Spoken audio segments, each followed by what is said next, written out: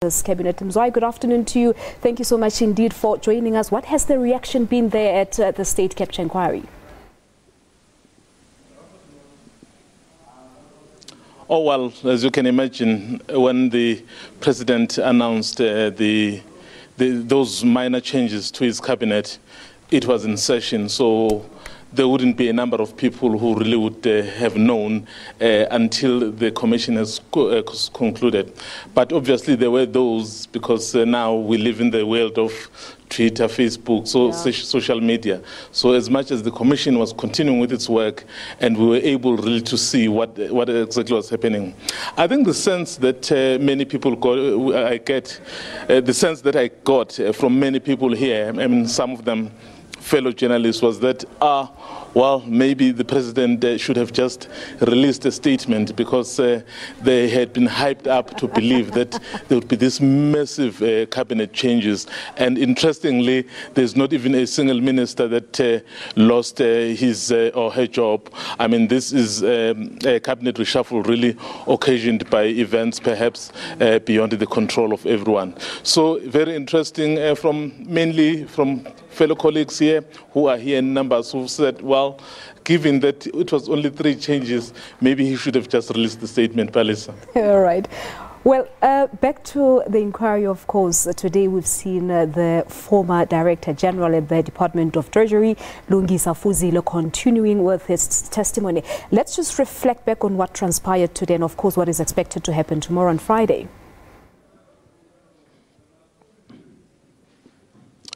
Well, the former DG has just concluded. He actually went beyond the time that was allocated. So we were supposed to finish at 4 o'clock and then we couldn't.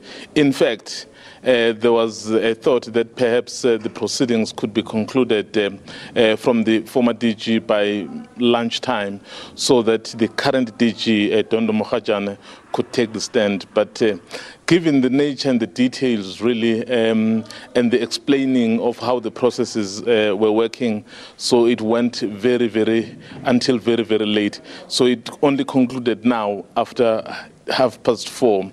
But the former DG, Lungisa Fuzile, has concluded. So basically the thrust really of his evidence here, Palisa, is that there was an elaborate plan to capture Treasury, because the manner in which the people who were introduced to this department, the manner in which they went about interacting with the rest of the staff, so it was very clear that they had a mandate. He recounted his first meeting with Minister Des van Rooyen when he had just been appointed, basically saying to him, maybe it would be important for him to meet with the former minister Ndlandlanene so that they could do a handover. But he says the minister was not interested. And then fast forward to next day, when it was the time for the swearing-in ceremony at the union buildings.